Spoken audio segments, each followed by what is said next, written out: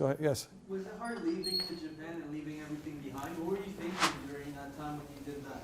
Were you looking for a fresh start? Like, how No. was it like leaving everything? No, because usually things happen in life in unusual ways. The reason it happened was because my father sent me a telex saying, your mother's cancer is getting worse, come home.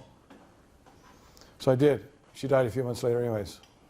But I'm just glad I did, because what I didn't know at the time was a whole bunch of government agencies and government departments and companies were all of a sudden very interested in Japan in the mid-1980s, and this was a good timing to come home, because then I could take that experience and apply it in the context of all those government departments and companies that wanted to do business in Japan.